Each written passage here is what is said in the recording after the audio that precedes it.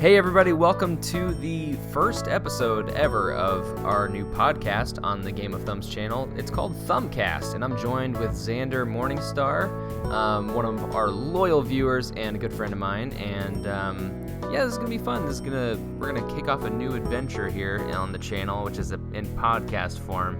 And you have some experience with podcasts. You want to talk a little bit about that, Xander? Sure.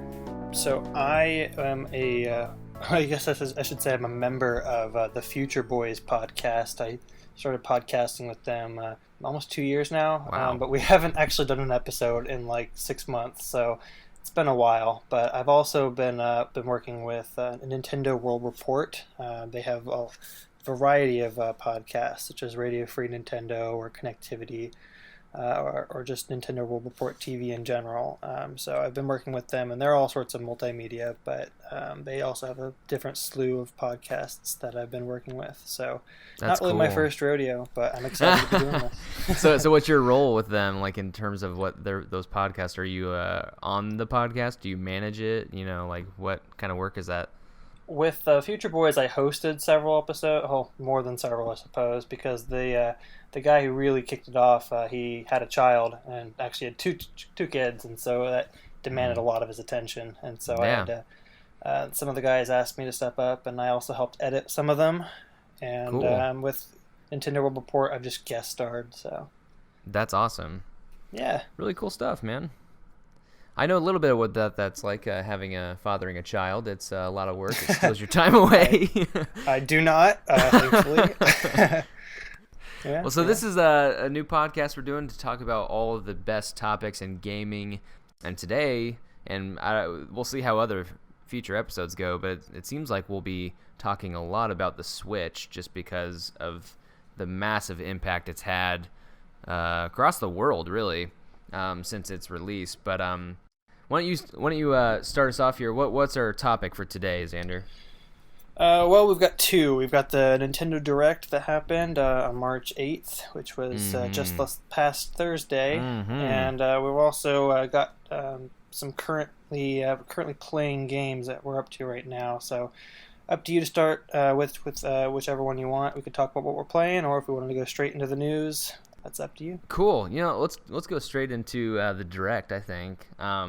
You know, they kicked it off. I did think, just, I guess, general impressions. I think the Directs are known for, like, unless it's, like, a really stellar Direct, it's usually pretty known for having its slow starts, in my opinion, and this one was definitely one of them where they just kind of it seemed like they were trying to get everything out of the way for 3DS, and that was just kind of the impression I got. I mean, I don't even know who's still playing 3DS. I know some people are still playing it. I don't know if people are still buying them, but it just seems like everyone is just wanting to focus on the Switch. That was my general take. But yeah, I think Pokemon has kept the 3DS pretty relevant, but a lot of people that I know that have a 3DS that are avid fans have multiple 3DSs, It's telling to say how many the sales numbers are with that console. It's not quite reflective of the current user base, but I do find it kind of funny that there were more new 3DS exclusive games announced in this Direct than there were Switch games. It's very I thought that was very funny. Well, and I think at the first I was just kind of like, and I did a live reaction to this on the channel and everything, and I was trying to pay attention, but I was really more or less just tuning it out until like it got to the remastered, if you want to call it a remaster, of Luigi's Mansion, which I was a little heartbroken by. I kind of wish that, because at this point I'm not going to buy a 3DS. Now they are pretty affordable actually, but I just never was impressed with their, graphics. Sure. So Luigi's Mansion was just something that I thought would have been fun to have on the Switch. I would have played it. Right. So it was a little disheartening that it wasn't on the Switch. But that was all I had to think about the 3DS was just that. But that was your hot take, I that suppose? was my hot take. Yeah. Okay, cool. Yeah, when I saw Luigi's Mansion pop up, my heart kind of skipped a beat just because I love that game so much. Oh yeah, it's a great game. I grew up with the GameCube. That was like my first console, I suppose. I mean, I played an N64 and the NES as a kid, but both of those belonged to my parents. But I got the GameCube for Christmas, and so Luigi's Mansion, Paper Mario and the Thousand Year Door, Pikmin, all those games are very, very exciting. And whenever I see one pop up, I'm like, and it was just, I was so excited to see it. And then I like the sinking feeling of, oh, this is on the 3DS, and it looks worse than the GameCube game. It totally does. I know. That was sad. But I remember when they talked about the sequel, the Luigi's Mansion Dark Moon, right? Yeah. That was originally going to be the original game on the 3DS, but they decided that they wanted to try to rework it to make it a sequel and do mission modes and stuff. But when I played it, I really liked it, but it was a very different tone than the other game. It was a lot more silly. The ghosts were a lot more like the minions, and they were like, I guess, scary. Yeah. So it is I enjoyed it, but I felt like I wanted to play the original. So I don't know. I'm still interested in playing this, but it is hard to shake the feeling of, oh, I want this to be on the Switch. Yeah. But it's not out of the question. I mean, we saw other games in this Direct that came to the Switch, like Captain Toad, and then what's it, the sushi game? Yeah, both of those. Yeah. So I don't know. We'll see. You know, it's funny you said about like how it got more silly and stuff, and like I definitely have this I'm flashing back to Mario 64, and it's basically the Boo's mansion, and like how I remember how scary it was, and I don't think it was just because of my young age. Like they did put some dark stuff, and they did some dark stuff in Luigi's Mansion. There was a piano in that level that terrified me. Oh my me. goodness, yeah, the piano, man. Yeah, that piano, man. And just like the music was so dreary. Yeah, things have gotten a little more silly. Like, yeah, no. Yeah. So you start outside of the mansion. You can go in, or you can go into that shack that has like an elevator that takes you underneath. That's right. Oh my goodness, I remember being terrified. And I walked in, there's this giant eyeball. I played it actually recently with a friend who'd never played it before, and he just said that was like his favorite level. But it was funny. He had never played it before, and I thought that one was really fun. That's funny. Yeah. Yeah. So, but I think let's move on to the Switch. There was some great stuff. Yeah. What stuck out to you? What stuck out to you? But well, actually, before we get to the Switch, there's one other weird thing. Mario and Luigi: Bowser's Inside Story is getting a remake, which in itself is like, are they making a new series of Mario and Luigi remake games? Because they've done all of them now, except for they skipped Partners in Time. But they announced that it's going to come out in 2019. So what a weird thing to say right after Superstar Saga came out. I think that might be a little telling of what the 3DS is going to look like, I guess, for the rest of this year. I mean, we might not see anything for the 3DS at E3. Unless it's just a remake or something. Now is Bowser Jr.'s Journey a new edition, or is that also a remake? Yes, I believe that is a new edition. It looks like the same mode that was included in the Superstar Saga remake, but it's like the same kind of mode, but probably a different story, which I actually played and really liked. So, I mean, if you do decide to get a 3DS, that one, and you've never played Mario and Luigi Bowser's Inside Story, that is a phenomenal game. But yeah, no, it looked pretty cool. I think that, what you said about, what's the 3DS going to look like for the rest of the year, it could just be just that as like a template where you have a remaster but with a new mode added into it to kind of resell, maybe. Sure. And maybe that's what they're going for. Yeah. But we'll go ahead and switch it over. Nice pun. Yeah, well, I actually didn't really mean to make that pun, but that's okay. They kicked things can't off. Can't go back now. No, you're in. We're in the dark timeline. Kirby Star Allies is already announcing a free DLC, and the game has not come out yet. I know. That's cool. Have you played the demo? I have. Have you? I have not. I've been meaning to, but things get busy. Yeah. It's really cool that they put out a demo for this game, because I always want to be able to play a demo before I play a big game like this, and I liked it. It's a Kirby game. If you've ever played one, this is exactly a Kirby game. Yeah. It's been a while since I've played Kirby. I think the last one I played was Kirby's Epic Yarn on the Wii. I really enjoyed that. But this is it's a Kirby game. It's a little weird that the jump button is the A button and the attack button is the B button. They're kind of flip-flopped. Gotcha. So yep. I'm wondering if that's going to be something you can switch in the options. It wasn't available in the demo, but maybe honestly, for like an old school player or something, kind of. Yeah, it's not the end of the world, but it was a weird thing. It was hard for me to get used to at first. But is there anything about this game that makes it kind of sets itself apart from like past Kirby games? Anything like that? It's an easy Kirby game, and that's saying something because all of the Kirby games are ridiculously easy. Mm-hmm. This one plays itself. I went to the first boss, which, surprise, is Wispy Woods, the big tree with the apples. Yeah. And I did not do a single bit of damage to him. All the allies that I recruited just beat the boss for me. I literally just stood there. And it was very weird. I kind of wish I could just play it without them, which is bad because that's kind of because the whole game's built around the allies, right? Yeah. But again, that's the first level, so I mean, maybe there's going to be some more challenges that do rely on you taking, I guess, a lead of the other allies. But it was just weird that I didn't have to do anything, and even not fighting the boss, like I'll just be walking and they'll kind of go ahead of me and just wreak havoc. And maybe I'll want to, I guess, recruit one of the people, but my allies go ahead and kill them before I can actually get a chance to throw the heart and befriend them. So do you just interchange your allies based off who you want to capture? Is that kind of the mechanic? You throw a little heart at the enemy. I guess we'll call it a Goomba, even though it's a Mario character, and then they will join your side. And then you can recruit up to 3 of them, and they'll just follow behind you, or they'll run in front of you and start attacking enemies that are approaching. And Kirby can also inhale and then copy the enemy's abilities. So there's a little bit of micromanaging that you can do with the allies. You can suck them up and take their power, and then recruit someone else, or you can fuse their abilities by holding up.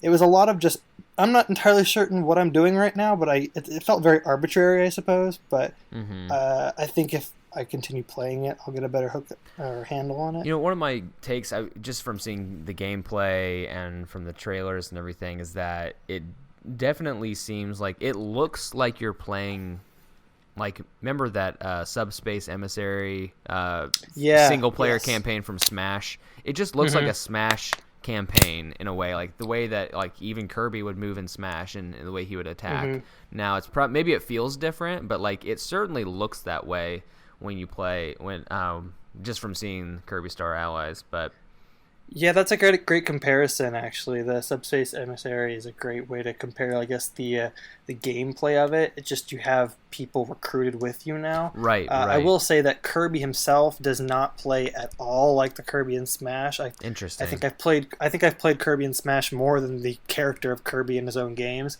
And he's much more slow in his own games. Like the floating around, he just kind of crawls, I suppose, in the air. It's actually easier just to run, but getting him to run is weird. You have to like double tap the joystick to the right or the left. Oh, man. Yeah, it's I don't want to fault it for just having weird controls because I'm used to a different game, but it was a bit of a learning curve. It's its own franchise and stuff. Right. Sure. No, that makes sense. I don't know. I'm interested enough to want to try this out, but so far I was like, I don't know, that's weird. And I think it's probably, I mean, it's a game I think built for younger viewers, and especially like people like I have a 7-year-old nephew now who just got a Switch, and he's just beaten Mario Odyssey, so like that's really like one of his first Mario experiences. So from their perspective, it's just kind of like something that's like you pick up a Kirby game, and like if it is an easy play, it might be like more challenging for them or something like that too. So I can definitely see that. But I'm still meaning to play the demo and everything, and I probably will end up picking it up because it's been a while since I've played a Kirby game, and it would be nice to just own one on the Switch. But I'm excited for it. It's Nintendo's, I guess, first party game, I suppose, this whole year. And I'm excited, I think, to jump in and see how it does in co-op too. I think that would definitely change everything. Seem to be a fun co-op game. I wish I had someone to play it with right now. Yeah. But, yeah, they do gate you off, though. You have to have the allies with you. Like, at the end of every level, you know, there's like a door you go through. Well, to unlock that door, you need to have at least 4, or maybe, I think the ones I went through, they were all 4. But yeah, they had like these like levers. You had to have the allies to pull them down. So you can't really play it by yourself. I guess you can play it, but like you can't play it just as Kirby or as one of the allies. It seems you have to have the whole party with you, which is I don't know. We'll see. I don't want to prematurely judge it, but probably spending a little too much time on Kirby. We probably should move on. That's okay. That'll probably be like the common thing. Have you played a commie before? I have not. Neither have I. No. But I've heard good things. Well, you know. I don't really have anything else to say about neither it. of us can talk about that one. So, looks pretty. I might give that one a shot. I guess it's on HD, so we'll see about that. So, one I don't really know much else about, but I know has been talked about a lot, has been Octopath Traveler. Ooh, yes. I'm excited about that one. That looks just like, I remember just saying, like, in my reaction, like, what a beautiful game. Like, it looks so good. Yeah, it's beautiful. And it just seems like a rich world with characters, too. So, like, that'd be something that I think would be interesting just to kind of... I would like to see a lot more gameplay of it. And Have you tried the demo out? No, I haven't. But I did want to say, I think that was, like, the theme of this Direct, where there's, like, hey, we want the users to give us their opinion by trying out this demo or a pre-launch, tournament or whatever. Like, that seemed to be, like, the overarching theme of the Direct, which I really liked, that we get a chance to get our hands on this beforehand and just see what we think. So to the point where they want to sell people arms again because they're going to let people play I know. it for free. The global test punch is happening now. That was very funny. It was. I was like, poor arms. Man, it's like I have arms. I bought arms and I played it like the first 2 weeks maybe it was out, and I haven't since. Sure. I've played a few of their Splatfest like events, the Party Crashers, I think they're called. Yeah. Those are fun, but I don't stick with it enough to be competitive because I'm just I don't know. There's other games to play, and I don't know. Yeah. The next thing I wanted to talk about was the Dark Souls remastered. Oh game. Yeah. I think so. I wanted to make the point that the Switch has done something that to Nintendo fans that I don't think anyone was really anticipating, and that's basically like they're making Nintendo fans play non-Nintendo games and loving them. Yeah. So like, they release like things like LA Noire and Doom and, you name it, and like games that no one has ever touched, not that Nintendo hasn't touched, or Nintendo fans haven't touched, I should say, and now they're playing it, and I think, like I remember playing LA Noire back in the day and really loving it, and like I was like, oh cool, it's coming to Switch, but many people haven't had that experience, so I think it's really smart for Nintendo and third party developers to like jump in. So like I myself haven't played much of Dark Souls, but I know it's supposed to be like a really stupid, crazy, challenging game. So that's why I'm like debating on picking it up and everything when it comes out in May. But yeah, what did you think of that? Yeah, I think you're right. I think it's very telling of Nintendo to put all these awesome games out here for their audience that haven't really been exposed to them, I suppose. I mean, the second game we saw running on the Switch in that trailer back in October of 2016 was Skyrim, and like maybe a lot of people who hadn't played Skyrim were going to play that on the Switch. But yeah, I'm very excited about Dark Souls. I've always wanted to give that one a shot, but I've just never had a console that it's been available for. So I'm excited. There's a lot of rumors that it was going to be put on there almost jokingly, and now that it's finally here, they've fully embraced it to the point of giving us if we can get South Park on the Switch, I think anything is possible. South Park, the fractured butthole. I love how that announcer said that. But I know.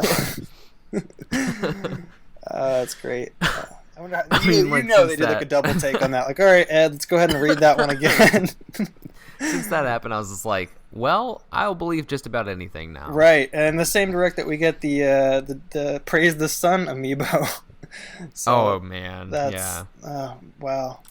I like how they've fully embraced these memes at this point. Like they're going at it. I mean, Chibi Robo was like the predecessor to Dark Souls on the Switch. So That's right. if you saw that Twitter post, I did. well, I definitely recommend Octopath Traveler, and I'm looking forward to getting Dark Souls. For We sure. mentioned Captain Toad is going to be on the Switch now. Is that something you've played?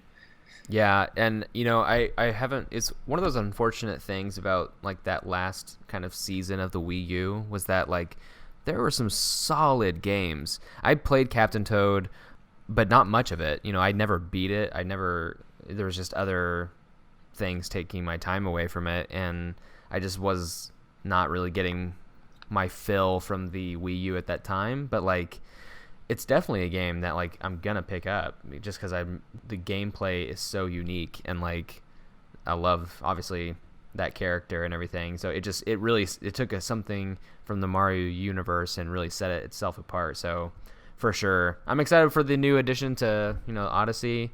Where they're doing some levels from Odyssey, but I don't think, like, I remember like just kind of laughing at their reveal, like, oh, it's also going to be on 3DS, and then saying like, oh, and you can do like co-op kind of, and it's like, nah, no one's going to do that. Yeah, I appreciate every time they put the effort in there to do that, because but it's always like, I don't know, their little co-star mode or whatever, those are funny. Yeah, it's like, hey, I know that you don't play video games, but here you can try and do this. I was surprised that they put Captain Toad on there. It was one of those games I wish had came to the 3DS when I played it, but I'm glad they're doing it now. I wonder if they're using the Super Mario 3D Land engine for that, because they used the 3D World engine for the Wii U. Oh, for the 3DS thing, you mean? The same engine? That would make sense, for sure. You'd have to redesign the game, but because it's a different engine, I suppose, but at the same time, I mean, it's the same game. So, and also that New Donk City Super Mario DLC, Odyssey DLC, is coming to the 3DS version as well. So, if 3DS owners, you don't miss out. Yeah, I mean, go for it. I do think that the one thing it made me think of when they revealed that was like, although I was very, very excited, was it just made me kind of wish that they were going to announce Mario 3D World for the Switch as well. Oh, really?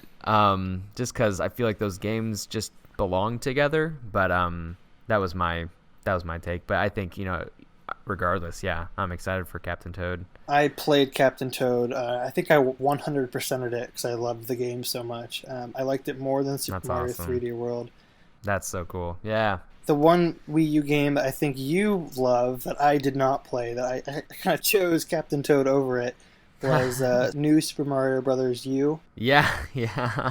I went ahead and got Captain Toad instead, and yeah, I've always been a fan first of side-scrolling Mario, and some of the best Mario games are side-scrollers, and I was one of the people that really embraced the new Super Mario Bros. Just because it added a lot of stuff to the gameplay that it hadn't touched before. So in my opinion, it was a kind of just a springboard to better things. So maybe that's looking too much into it, but I think that, I will play side-scroller Mario any day of the week over a 3D Mario game. That's just me. Okay. Glad you have a firm opinion on that. I do. I am. A lot of people are wishy-washy about that one. So, we can't forget to talk about the main attraction of the Direct. Oh, yes. Mario Tennis. Crash Bandicoot. Oh, yeah. Oh! Yeah. It's funny because, like, I remember playing Crash on, like... maybe I'm aging myself, but I would go to the Pizza King, and in the little booths, they would have little video games set up that you'd pay by the quarter to play, and they would always have Crash on there. So I'd play Crash there, but I had never touched Crash just because it was on the PlayStation, and I picked up a PS4 this past year and played through a lot of games. I was actually very, very close to picking up the Insane Trilogy, as they've branded it, the trilogy of Crash games, and but I held off. I'm like, maybe I'll save up for it or something like that, And I'm so glad I decided not to do it because I'd be more likely to play that. I would be more likely to play anything on the Switch. I think I will pick it up just because I have, with my experience of Crash, I have loved it.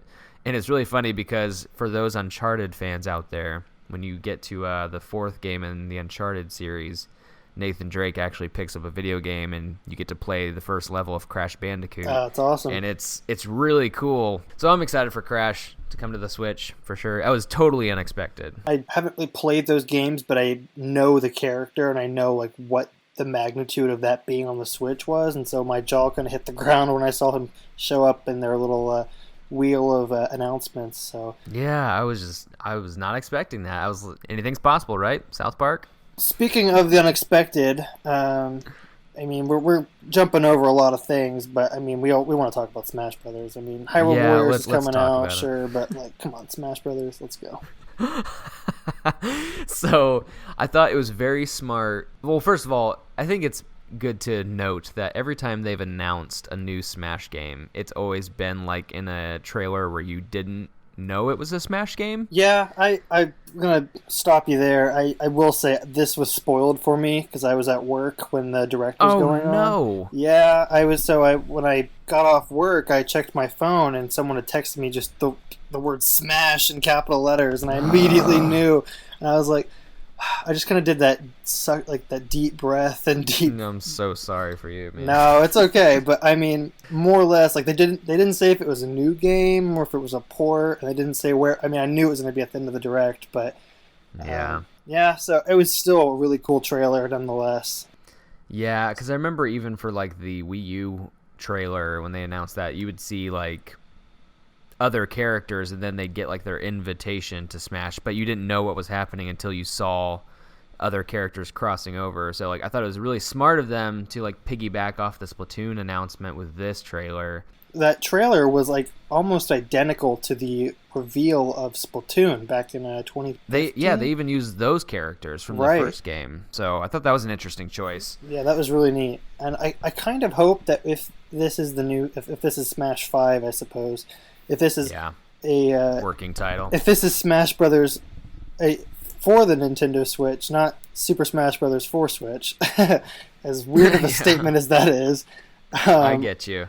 I'm hoping that like when they do character reveal trailers, I know this might be controversial, but I'm not a fan of the shing that they do at the beginning of each trailer because I immediately know that it's a Smash Brothers trailer. I really like being surprised. I think it'd be really cool if they do this eyeball thing that they did with the Inkling girl, where you just see them in a trailer for all their future reveals or something. Right, and it doesn't have to be like following. Like I know they did the Octo expansion trailer and all, and that's something really neat we can talk about later. But the sure. But the way they did having Splatoon right after, and then having the Smash logo in her eyes, that was really well done. And I think that you could do that with a lot of series that are coming. I'm sure, like, if they ever decide to do like a Paper Mario game on the Switch, and then they decide to put, they show a trailer for that, and then there's the Smash logo in his eye, and they say he's also coming. That'd be neat. Yeah, I think that'd be a really cool way to market it. I remember, I mean, I don't know if you... I didn't have it spoiled for me, which I was very happy about. And I don't know how I avoided it, honestly, because... And I basically, when I was streaming, just tried not to look at the chat because I just didn't want anything spoiled and everything. And I was pleasantly surprised. I actually kind of freaked out a bit. I didn't know if I'd freak out. I didn't know... I wasn't anticipating freaking out either, so like it was really, really, really cool. I think I didn't know what I was more excited about, the fact that it was Smash or the fact that we were getting Link Breath of the Wild. Yeah, he looked amazing. Even though we didn't really see we didn't see anything. I was like, no hat, kind of like his sideburns. So he's got long hair. I know. I mean, like, I just kind of added the fire, literally, of like, this is the next Smash game. And I do believe it is a new Smash. I don't believe it's going to be a port. I think that if it was a port, that would have happened in the first year of the Switch. Sure. I think this is a totally new game. Right. If it is a port, then this is a terrible marketing trailer because they've set the expectation now with that not new logo, but I guess just it looked more like the Super Smash Bros. Melee logo, if anything. but then having the Inklings and then Breath of the Champion Link, and then also a lot of people have pointed out that it says an original game by Nintendo and HAL Laboratories. They did not credit Sora or Bandai Namco, which is where Sakurai works. So yeah. So maybe he didn't have an involvement in this? I think he tweeted out that he was involved with it, though, and that he's got more information announced at a later time, but it was interesting that they did not credit them in that trailer, and it could be that they are kind of grouping them in with Nintendo. I don't know how that entirely works. I mean, I think it's fair to say there's probably some things going on behind the scenes. I mean, that guy's been working on these games for a long time. Yeah, and God bless him, because he got carpal tunnel from doing all that coding in Smash 4. So I mean, I thought that was kind of his end. I think it'd be an interesting thing just to kind of see him hand this off to some younger and inspired, developers or something in the future too. Yeah, absolutely. But yeah, Smash. I mean, what are you hoping to see most from a new Smash game? Well, that's a loaded question. Are we talking characters or modes or just pie in the sky? I guess, because what I'm thinking is that, I remember thinking that with the Wii U Smash, that more wasn't better. I remember thinking, wow, there are a ton of characters. And not, I remember thinking I used to want, as many characters as possible. But, I don't know, it got to be, character overload for me. Yeah, I'm not really... this is weird, but I'm less inclined nowadays to be interested in having third-party characters. Yeah, me too. I mean, we obviously know we're getting the Inklings, which are, the new kid on the block in terms of Nintendo IP, and I'm so excited about that. I mean, if you bring back some of the favorites from the past games, I don't think you need every character brought into it. I think that you're going to make people happy. And, I remember... But besides that, I think the things I want back, I'd be dreaming if we got a single player campaign again. I just enjoyed that so much from Brawl that that would be so much fun to have back. Plus tourney mode, I missed tournament mode so bad, so I would want that back. But if this is their September launch game for their online, yeah, I think it has to be. If not that, then maybe Animal Crossing, because that's also another very big online game. Well, I definitely think we won't see anything else for Smash until E3. I think that will be their big thing for E3. I agree. So, but I honestly don't need to see anymore. I'm going to buy this game no matter what. I mean, that trailer was enough. I would like them to update the characters, and it looks like we saw Champion Link. I think that would be really cool if they do actually update his character and they give him a new moveset. I mean, his recovery will probably be Rivali's Gale, or... Oh my gosh, that would be amazing. Yeah. I never thought of that. Holy cow, and his shield is Daruk's protection or something? Yeah, exactly. I mean, holy cow, that'd be amazing. I'm sorry. Yeah, I think that would be really cool if they updated the characters. And I mean, they didn't show Cappy when they showed the very intimidating silhouette of Mario. But I think it would be neat, if Mario could throw him as a projectile now. Well, you gotta think that his moveset's gonna change because of Cappy. It has to. Even in Mario's old moveset, you'd have from I don't know if they did it in Brawl. No, I think they did. They did in Brawl and Wii U, but they or maybe they didn't do it in Wii U, but it was they had, gosh, what's his name from Sunshine? Flood. Flood. They had Flood as a move. They did the Mario World kind of Cape combined thing. Yeah, exactly. They combined different game move sets together. So it would be cool if just they just gave him a long range attack and maybe it's just the B button and it's just throwing Cappy instead of a fireball or something. I don't know. Yeah, it might make more sense to have that instead of a fireball, or maybe he hasn't been known for the fireball for a while, so I feel like that would be cool. But I was gonna say I think it'd be awesome if they did because I remember thinking immediately after watching the trailer I wonder if the Inklings when you change their color, if it changes to a total all the different designs that you can put on an Inkling. So I don't see why they can't do that for characters like Mario. It'd be cool to see older versions of Mario when you change skins, and the same thing with Link. You could change skins and be Skyward Sword Link or what have you. So I think that could be cool. I totally agree. I think that would be very, very neat. It would be. I mean, if you do a moveset that's designed to Breath of the Wild Link, it would be weird to have Twilight Princess Link doing it, but I would still take that over like Yellow Tunic Link, you know what I mean? Like, yeah, I think they can do more. Do you think we'll see any other champions enter the arena in Smash? Doubtful. I think that there'll probably be like a Breath of the Wild stage, and if they bring back Final Smashes, I'm sure it'll be like the big, what do you call that? They could be assist trophies. Yeah, they could be assist trophies, or they could do the crazy laser thing that they do at the end of Breath of the Wild. Oh, can you imagine a Breath of the Wild stage and you have Guardians firing at you? Oh yeah, that'd be awesome. Like as actual hazards, you know, like they have little red targets on you and then they shoot. Oh my goodness, like they did stuff like that in the Meta Knight stages too. Like they had things firing lasers at you. So yeah, I think. Oh man, let's just make this game. You and I are in charge. Legend of Xander, coming soon. That's right. That's awesome. Yeah, I definitely think that the character roster being updated would be very cool. Do you have any dream characters you'd like to see added? Yeah, I think it makes sense for the Switch since it is going to be. I mean, I'm just going to say it's going to be for the Nintendo Switch, and like you said, instead of Smash for Switch. But I do expect to see an ARMS character there. It makes sense to have that. But I don't know. I don't have any like personal wishes, I guess. I feel like they've always had a good roster. Maybe doing away with some of the characters that no one really played as. But we'll see. I don't know.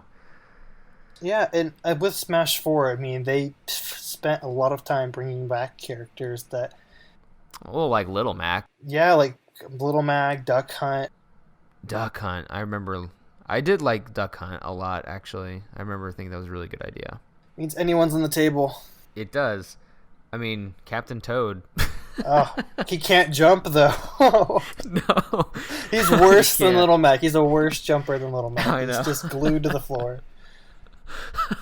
Who knows? South Park could enter the... Or got Dark Souls. Or yeah. Then it wouldn't be Smash anymore. It would be something weird.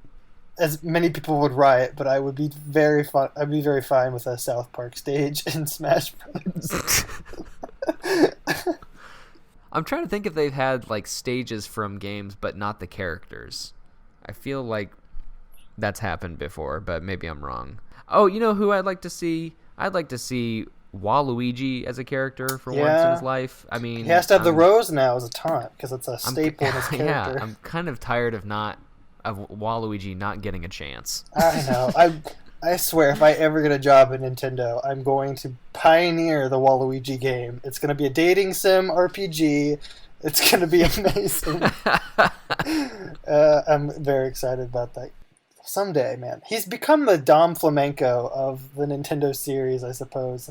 I just feel like him and Wario should have, like, a game Yeah, together. Absolutely. Mm-hmm. Like, I don't know. I could see like a Mario and Luigi styled game, but with Wario and Waluigi.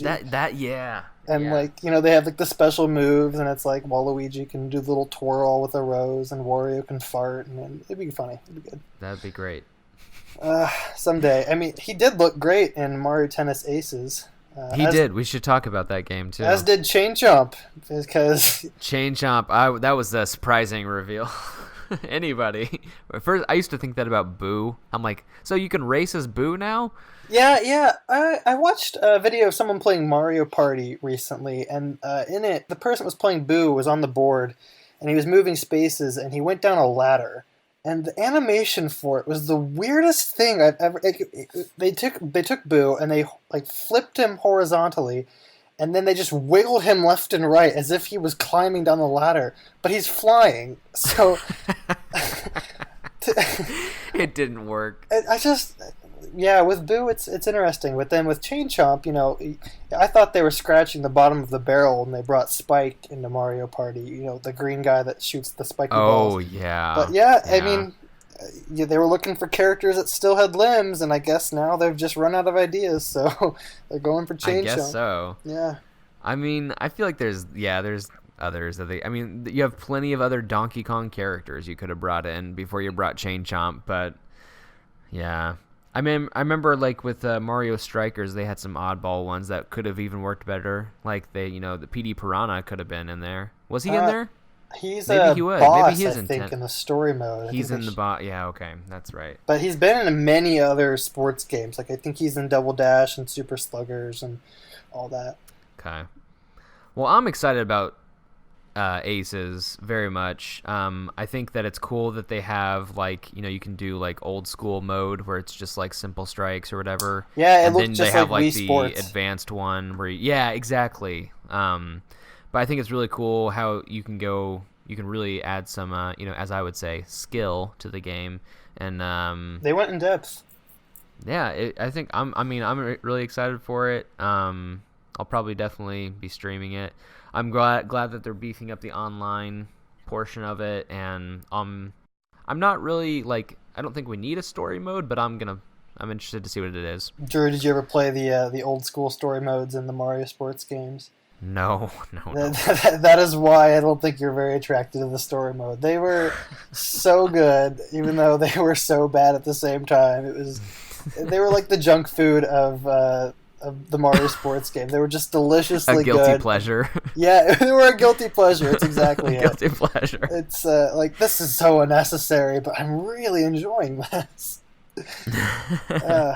Yeah, it's like having the subspace emissary in Smash Brothers. Like that's right. Yeah. It's like that's the total fan fiction thing. Like I remember like Ganondorf standing on a spaceship. Yes, exactly. Bring it back. I want to see Bayonetta and Kirby on like some level together. Oh, that's a good call for Smash if Bayonetta makes its way. I mean, she was in the last one. That could be the third party. So... That was she? Yeah, she was there last. She was the winner of the Smash ballot. Oh, you know what? I stopped downloading that. I didn't see the extra reveals they had. Spoilers: the final character that they revealed was Bayonetta. I stopped after it was what's his face from Xenoblade? Shulk. That was the last one I saw. So obviously it's been a while since I played Smash. Well, she might come back because she is, I mean, not owned by Nintendo, but very much so under Nintendo's control. So I know we tried to talk about tennis, but let's. I want to go back to Smash. Who do you think? Let's talk about the characters you think will. If there's going to be some characters who aren't making the game, who do you think is not going to be in the game? As far as just not making the cut, or they're removing, like existing characters who won't make it to the new one, if any. I could see the Fire Emblem cast getting cut a little bit, and being replaced with other. I mean, I think I would hope Marth and Ike would stick around because I really like those characters. But Marth is my favorite character to play as in Smash. Actually, fun fact. Oh, very cool. Yeah, both of those characters are I personally very much enjoy. So that's why I'm biased against them leaving. But they've also symbolize, I suppose, the connection that Fire Emblem has to the Western audience. But at the same time, the characters they did add, I guess Roy as well, I'll throw him in there, but like Lucina and Corrin, and I guess Chrom and Robin, they're also kind of involved. They did put a lot of Fire Emblem characters. Right, I could see the 3DS characters, Alm and Celica from the Fire Emblem Echoes game came out. Sure. And then also, they did announce that there's a Fire Emblem game being made for the Switch. So if that comes out, I mean, I'm sure that'll probably be announced for at E3 because that's supposed to be a 2018 game. So whatever big characters in that will probably be in Smash because I know Sakurai is a big fan of that series. So yeah. Well, and it shows. I mean, you have a lot of them showing up, and I remember thinking, like, when it got to, like, Lucina, I'm like, well, she plays exactly like Marth. Like, exactly. It's the same character. That's one of those characters I would not be opposed to being a skin, kind of like the Koopalings or Alf from Oh, yeah. Yeah. Sure. I don't think Snake will make the cut. Definitely not. I don't think that's ever going to happen again, actually. Yeah, I think his time's done. Yeah, and I mean, everyone loves that character, but as a political thing. And I mean, now I'm not a Pokemon expert by any means, but I know they've tried out different Pokemon. They didn't have Mewtwo, and then they decided to bring him back and everything. So, I mean, are there any Pokemon that you think are going to be added to the new game? Or I know I'm not the world's biggest Pokemon fan, but I know enough about it, and that I could probably contribute to this. Do you think Detective Pikachu will be in it? Yeah, I was about to say, I kind of hope Detective Pikachu is in this. I think that would be fantastic. I'm not interested in that game. I watched the trailer and was like, this doesn't seem like it's for me, but I do love the idea of having a gruff Pikachu. I could see the character, what's his name? I think its name is Mimikyu, which is like this. Yeah, you know who that is. I could see him. I don't know if he would be a fighter, but he could probably be an assist trophy. I'm trying to think of what a new... I guess they are developing a new Pokemon game, so if that's close enough to the Smash release, or at least they have like the well, I guess it would have to be around the Smash release, because they're not going to show off a new character in Smash before they even show off the Pokemon game. But it would have, I think it would have to come before. That would be really weird. But, it's not been the first time that they've ever added, they could always add characters in after, like as downloadable or updates or whatever. So I think they could get away with a lot of using, like, giving certain characters. Now, it probably wouldn't be as useful for Pokemon because they're all so different. But, like, in other characters' cases, by just giving them a different skin, and all of a sudden you can be a different character with the same moveset or something like that. Going back to like redesigning the characters, I mean, it would be very cool if they redesigned Zelda as well, like as the Breath of the Wild. I think they have to. But then you have to ask, like, what do they do for Ganondorf? Because there wasn't a Ganondorf in Breath of the Wild, so what are you going to do? Purple Smoke Man? Like, I don't know. They redesigned Sheik in the style of Twilight Princess for Smash Brothers, so... I will say this. I think that especially if they... Well, two things. If they bring back a single-player campaign, you had boss battles in that. I would love it if Calamity Ganon was a boss, but in terms of, like, Ganondorf as a playable character, I think that they could take their liberties and design him in a new way, kind of like they did for Hyrule Warriors. Yeah, they could totally do the Hyrule Warriors. He got his own. Yeah, they could use that. I mean, like, that was the coolest looking Ganondorf, in my opinion. But it was like a Demise mixed with a Ganondorf look. And that's another thing, Hyrule Warriors Definitive Edition. That was probably in top 3 my favorite games for Wii U, so I'm really glad that it's coming to the Switch. I'll play it a whole heck of a lot more since it's on the Switch, so... Yeah, and I'm glad that they're bringing in split-screen co-op, too, because I just have been dying for that, so... Yeah, I picked up the 3DS one way back in the day, and Naive Xander, it was money lost to the wind that time around. And then I did the same thing with Fire Emblem Warriors, because I really wanted to give that game a shot, but that launched 7 days before Super Mario Odyssey, so I was... kidding myself for thinking if I was going to actually play through that. So that's already on my Switch backlog, Yeah, same here. It's on my wish list, but I'm just waiting till I don't know if there will ever be nothing to play. Yeah, there's some games I'm like, I'm going to stick my ground against this one. Like I said no to Pokken Tournament. I attempted and also Xenoblade Chronicles 2. Both those games. See, I picked up Pokken Tournament. I gave in and I played it, and I haven't played it much, but I liked it, What's the name of the Pikachu in that's dressed like a wrestler? Do you think he'd be a costume for Pikachu in Smash Brothers? I'm blanking on his name too. But I mean, I know who you're talking about. Yeah, I think potentially. Luchador Pikachu. I don't know. And like all the Smash characters are gonna get naked this time around. I mean, if Shulk was in his underwear in Smash 4. Mario's going to be in his boxers. Oh, they have to give Link in his boxers. Link's going to be in his boxers. Everyone's going to be in their box. I mean, you're going to have like an 8-player boxing fight with everyone in their boxers. Yeah. Bowser in his boxers. They got to put Bowser in his, like, wedding attire. Yeah. I kind of want. I know we don't want any more characters from pre-existing series, but I would be very happy if Pauline joined the crew. Oh my gosh, yes. Just because everyone loved her as a resurgence of a character. I mean, I loved her. She's great. And you were talking about your nephew being this is the first Mario game they've played, and this is she's an older character than Peach, and not many people She's one of the first. She was, I think, she was Donkey. It was in Donkey Kong, which was that was the very Mario first game. Yeah, she was one of the first characters, and so for her to make such a comeback.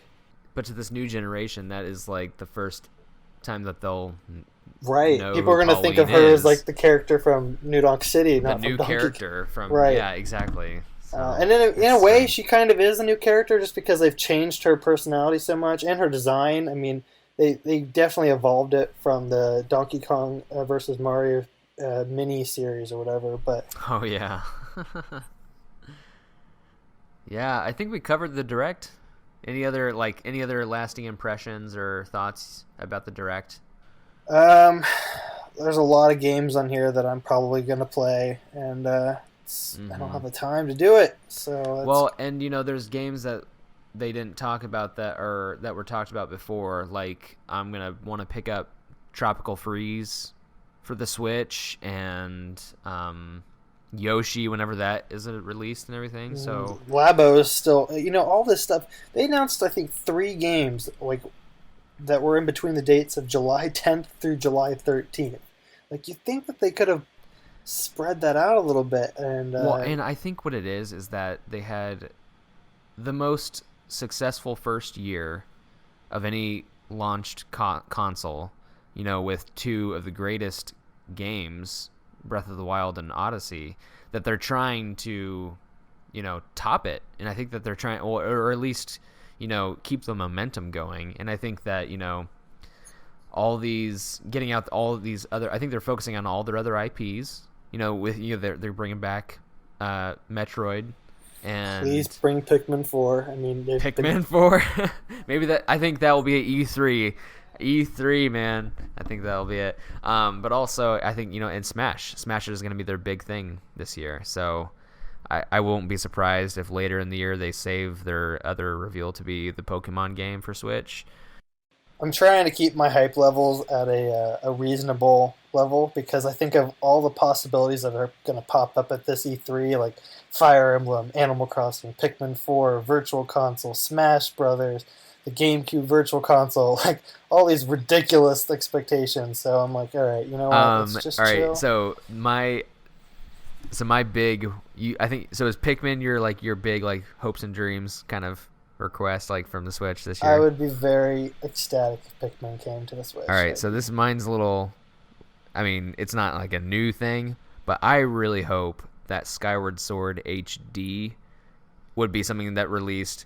That's my thing. That this year, if they announced that, I'd be over the moon. So I've always thought that I think that game is going to be remade eventually. I mean, unless they pull a Mario Sunshine and they just never do anything with that game, I think that eventually it's going to make its way over.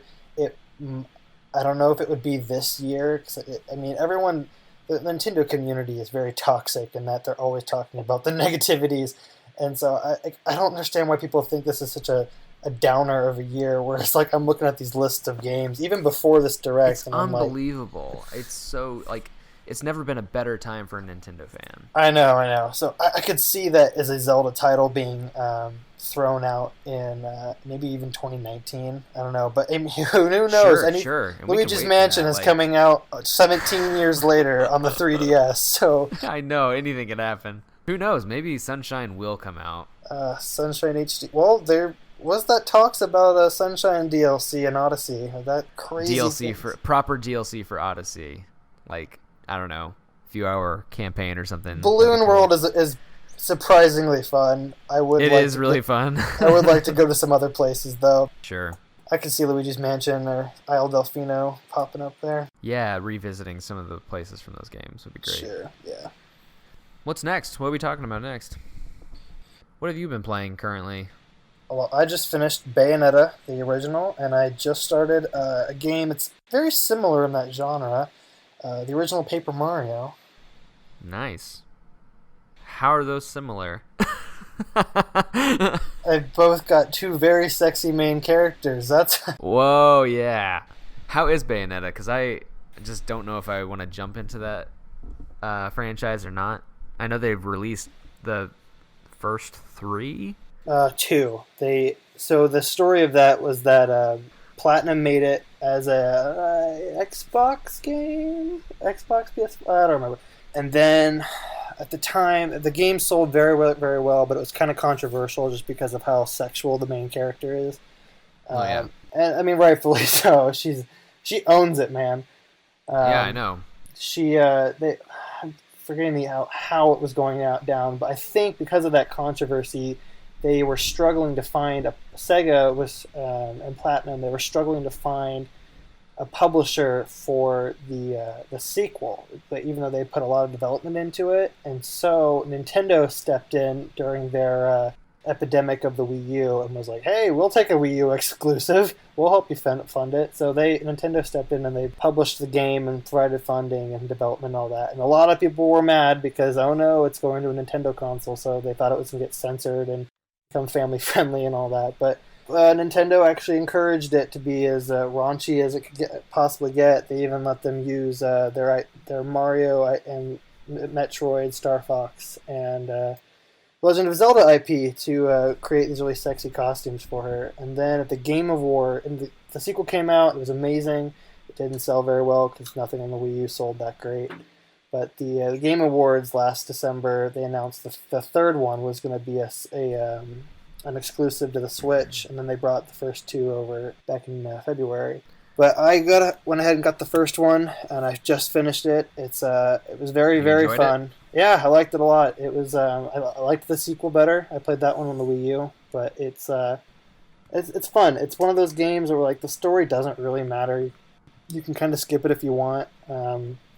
It's more of just, in Odyssey, you can just kind of jump in whenever and oh yeah, just kind of it's kind of like that. It's more of a score game than anything because it's all hack and slash, so it's all about getting points and earning enough combos to get big cash rewards and then buy better weapons. And I mean, there's a lot of fan service in it if that's your thing. But it's fun. It really is very fun. My favorite part about it is how over the top it gets, because from like the very first moment of the game, you feel like you're at the climax, like the final battle, just because of how crazy over designed the enemy characters are, and they're meant to be almost distracting because you're like, holy cow, like I'm on a falling clock tower face, plummeting to my doom, fighting an army of angels, and this is just the tutorial. So, very, very fun series. And it was pretty short. It only took, I think, 7 hours. Oh wow, okay. Now I'm on that Paper Mario train. I'm actually playing it on the Wii U, of all things. Yeah. And I'm enjoying it. A big Thousand Year Door fan, and so it's nice to finally play the original. Maybe that's a separate time. We'll just listen to Xander talk about Paper Mario. I mean, I did say he was one of the sexy main characters. How many games are in that series? Let's see. I got the N64 one, GameCube, the Wii one, the 3DS, and then the one for the Wii U that came out a few years ago. Gotcha. Great series. I will say all of the games are great. Even the 3DS one, even though it's not as great as the other ones, I still did enjoy playing it.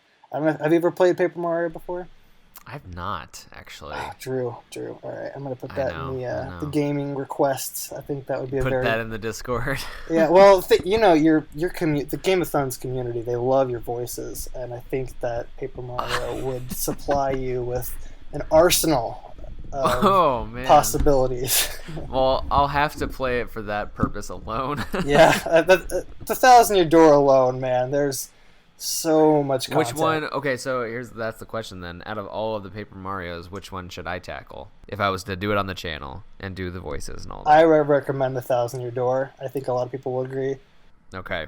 That one is it's the one I'm playing right now is the N64 one. It's just Paper Mario, and it's it's very much, I don't want to say the same as the Thousand Year Door, but it's the Thousand Year Door is so much better. It's an evolved form of it. Like they took so much of what they created and just did such a better job with bringing it to the GameCube. The story is super fun, over the top. There's like, I'm not even kidding, hundreds of characters, and they range from like very high classy bushi toads that live in very expensive mansions to like actual rats and wearing bandanas that are wanted for murder. Oh like, my gosh. It's so funny, and it's so different. Oh yeah, it's very out there. I think that would be a very fun adventure. Yeah.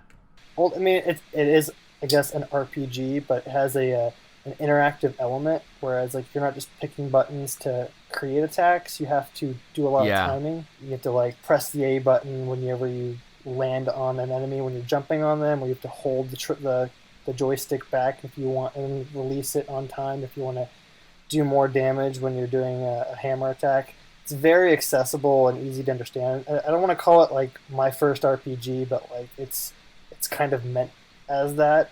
I gotcha. Yeah. But it's very silly and funny. Definitely recommend that one. Just another reason for why I want GameCube games on the Switch. And if that ever happens, then yeah, totally. So how about you? What have you been playing? I guess Wind Waker. I've watched your streams. Yeah, so I mean, what's kind of interesting is like, being a YouTuber, I have to play things for the channel, but I also do get to play things when no one else can see, when the cameras are not rolling, So yeah, I mean, currently, that's right. That's right. So like, I mean, yeah, I'm streaming Wind Waker, finished up the main story of Galaxy, which I enjoyed. Galaxy is very fun. Was that your first time playing that? Not my first time playing it, but my first time playing through it. Okay. So, kind of the second half of the game was all first time experience. Okay. So, are you considering the sequel? Yeah. I'm gonna play the sequel, but I need a break from 3D Mario. Definitely. Because I've been burnt out from that and Odyssey and everything. So. The sequel is no small feat to beat. I'll say that. That's what I've heard. Especially if you want to like go crazy and 100% it, because I will not be 100%ing it. Yeah, so. Maybe in like a while, but that game was designed to be actual DLC for the original, and then they said, you know what, let's just call it a sequel.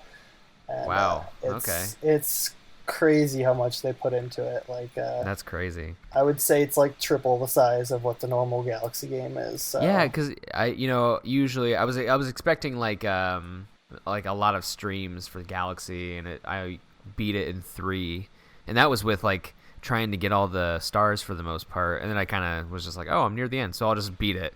But I'll do another stream for that. But besides what I'm streaming, I did, like I said before, I beat the Uncharted series on PlayStation, and wow, like I can't recommend a better series for like just the sheer greatness of storytelling. That and Batman Arkham Asylum. And and Batman Arkham is my favorite franchise, will always be, because it's my favorite character, and they do a crazy good job of the storytelling. But like, what you feel when you play Uncharted is that you feel like you're Nathan Drake, and you feel like he's a real person. But like, and it's one of those games where it's it is third person shooter and stuff, but you're also like surviving just these it would not shock me if I was falling on a clock face fighting. It was very climactic stuff, like you said in Bayonetta.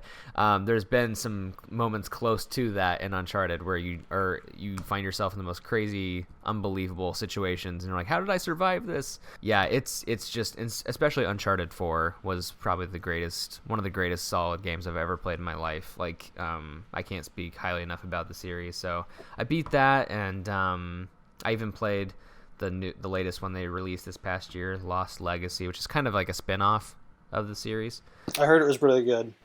It is very good. It's short. It's shorter than the main series titles, but it's very fun. Beyond that, I'm playing, and I can't put it down either, Mario Rabbids Kingdom Battle. And I never thought that I'd say that because you and a lot of other people, man. There's so okay. So like I remember it was you asked me to react to the trailer and everything, and I did, and I was like, that's a really, like, it was a good trailer and everything, and it was hilarious and everything. It's actually, I think on my whatever it's ranked on my popular uploads, it's like number 2. Really? That video, yeah. You're welcome.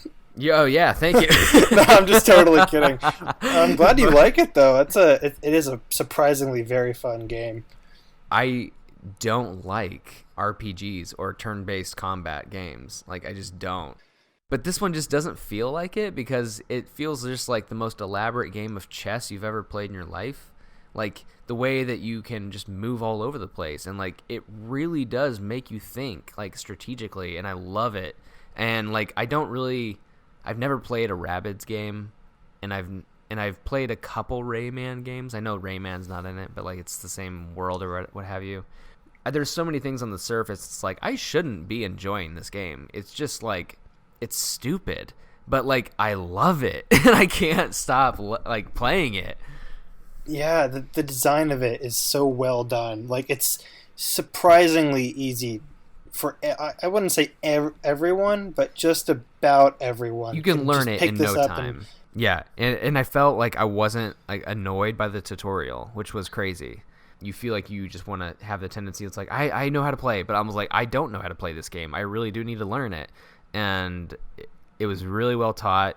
It constantly. I heard people say it got repetitive or whatever, and I guess I can see that, but like it constantly threw in new enemies, new challenges. I mean, the battlefield is constantly different, so it's constantly changing the way you play. So, and the RPG factor of it, where you are having to upgrade your characters all the time, like I get obsessed with it. So I've been playing it non-stop, honestly. I know there to be 4 worlds. I'm guessing there might be a surprise world. I don't know, but I'm in world 3, which is the haunted one, and I've just beat the mid-boss, so I'm really close to beating it, and then I'll go into World 4.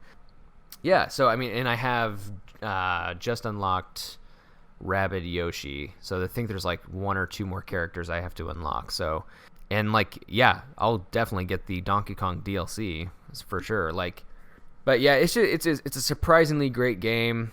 I didn't give it a bunch of crap, but I did push it by the wayside for a while, and I'm regretting that because I wish I would have been playing this a lot longer before. So, very much enjoying it. I'll stream it for sure. I think I'm gonna stream it. I haven't played it in co-op yet. I'm gonna try that out as soon as I get someone who wants to play co-op with me. But if it had online, I'd be down. I know it's one of those games I feel like it would be fun. But so what were you asking? I was going to ask you if you enjoyed having Rabbid Peach as your in your party, or who is your party. I love Rabbid Peach. I love how powerful Peach is in the game, actually. So I mean, my one criticism is that Luigi sucks, and I don't like that he sucks. Like he has like the lowest health, and he's always getting killed. I don't remember my Luigi having. Maybe I'm just worse than you. I remember always using him as a sniper, though. Oh, that's a good idea. No, that's okay. I mean, I think when I played it, I always kept Luigi way far away from enemies' reach. But like he has that sneaky stare or special sight or whatever, where he can see for days, and if anyone moves, he can just launch him. But those are some of my they get old, but they're really funny when you see an enemy start to move, and then it like slows down into bullet time, and then Mario will shoot him, and then Luigi will shoot him, and then There's been some moments I've recorded on the Switch just because it's like that couldn't have gone better. Like they're in the air, and then 2 people like in that frozen time like shoot them, and it's like just perfect. But usually my lineup is Mario, Rabbid Peach, and Rabbid Mario actually, because he's got like a cannon that just like. It's pretty crazy. So he gets the job done. He does. So, but no, I'm loving the game, man. It's so good. Yeah, I think around World 4, where you're finally gonna, the villain of the game is Bowser Jr. If you didn't know that. Yeah. It's very neat that they chose him instead. And so when I was getting to confrontation with him, I was a little burnt out on the game. I was just and that is World 4. I found that there to be a pretty big difficulty spike with it, and it felt almost like I wanted to use their easy mode more, even though like for the first 3 worlds I was very much like, oh, I'm so into this. But by World 4 I was, it being the lava world, it is funny to say that I'm burnt out, I suppose. But yeah. No, I have no shame. I hit that easy mode button all the time. Yeah, and it's fine. What I remember, I played this back in the summer. I remember playing it. And if I would fail the mission, then I would come back and just play it on the easy mode and then tackle the bonus challenges later on. Because there's a lot of collectibles in that game that aren't too hard to get. I mean, they're just kind of... Just go out of your way to grab them. You don't have to, but that's pretty fun. But yeah, the game ends right when I was like ready to be done with it. And nice. After having taken a break, I'm ready for that Donkey Kong DLC. Yeah, that's really smart for them to do that. I think it's... It is a very long game, but it feels like it's within your grasp because there's only 4 worlds. So like that you're like, oh, I'm this far into the game, and right. I think that's really cool. So, but yeah, that's currently what's going on in Drew After Dark. So, all right, is that gonna be the name of the segment, Drew After Dark? It might have to be. Oh dear, what have I done? It's already the first episode and we're already creating it. Yeah, so like that's just like fun because like I'm trying, I had to come up with all these like different series for this year and everything, and I think it's funny because like after the Game of Thumbs Direct and everything, people were asking like, don't you think that's a lot to do? And I'm like, well, yes, but like I remember thinking like that when I was coming up with the ideas, like, can I do this or not? Yeah, I think I can do it. So like whether you want to make it happen or not and spend the time, like, I'm excited for each and every one of these series. They're all going to be great, but that's not like what's going to drive the channel. What's going to drive the channel is just the weekly grind of tuning into streams, and I think that's what's gonna grow the channel more than anything. These are just passion projects that I think will be fun for the community. So, and I've told people before, like, if this is ever not about the fun of it, then it just shouldn't happen. So like, right, yeah, and this is one of those things, like, it's fun to do podcasts, so we should just keep doing it. And yeah, and with all hard work, if you find a way to make it fun for yourself, you'll put more passion into it and get a greater outcome.